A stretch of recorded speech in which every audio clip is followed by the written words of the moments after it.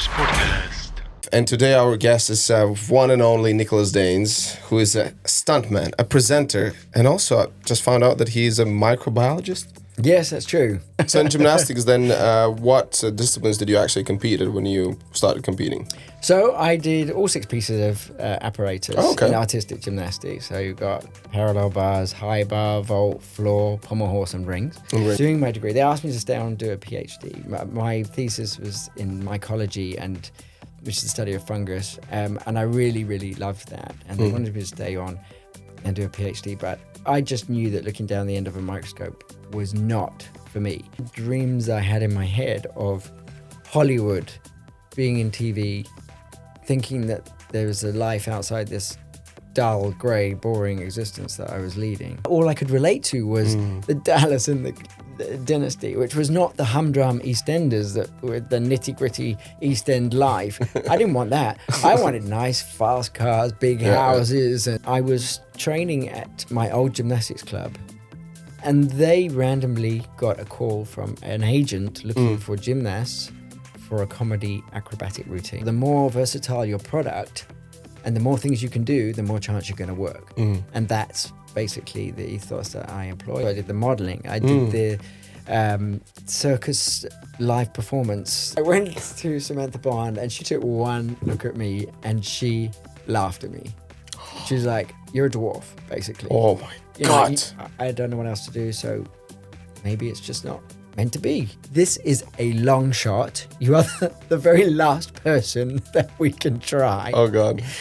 I haven't really looked back. I mean, it's about again, 25 years? 25 years I've been on the stunt register, yeah. So that's amazing. after 10 years of hard graft, I made my dream come true of working in Hollywood. And now I do that all the time, which is, again, hopefully an inspiration to those out there, that it is possible. Just keep pushing. And I never lost sight of that prize.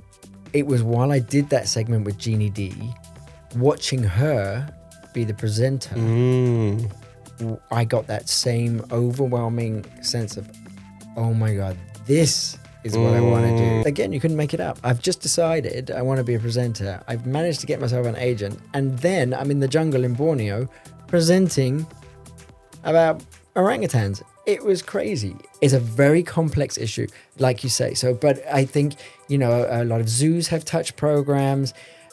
I know people don't agree with zoos, but, on many levels, they are the last bastions of conservation. There are species there that kids will only ever see. Yeah. There are projects everywhere locally that you can get involved in. Hedgehogs are now endangered in this country. Can you believe it? The hedgehog that we grew up with as kids and is just in every forest is an endangered species. I do not agree with that at all. Having any cetaceans in captivity, I do not agree with. But SeaWorld are also doing some great conservation work. I went over there recently to cover their work with manatees. The interesting thing is when you say, like, the kids don't know what orangutans are. So many kids don't know what cow looks like. Here. You have to do all of it, good and bad, if you're really passionate about it. One of the most exciting experiences of your life. I actually get emotional watching that. I got emotional watching it.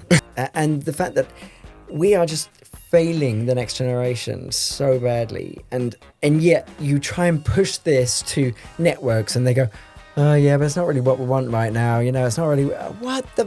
Yeah. I was just in the Dominican Republic on a pristine Turtle Beach that was covered in litter, and I was spending my days picking up the litter. You might have seen me on YouTube going over ranting and raving about the fact that there's so much litter, and that's a turtle nesting beach. So it serves many purposes and is not just a pile of shit.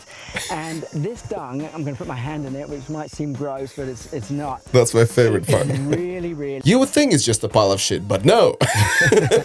If you fall in the water, you can go head first or feet first. But when you land in the bag, it's only back first. Yeah, you got to be flat as well. Flat back, yeah. So you'll see. I mean, 80 feet comes quickly. Right now, I just want to laugh. And I can't concentrate on what I'm saying.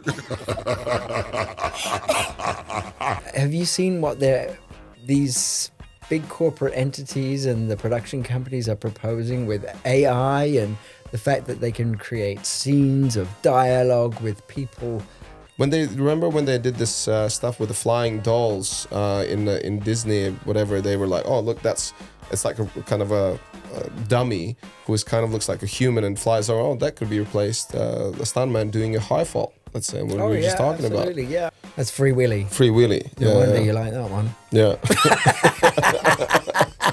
Anything that involves willies, I really enjoy those kind of movies. And it's free. And it's free. I'm Optimus Prime. Autobots, roll out.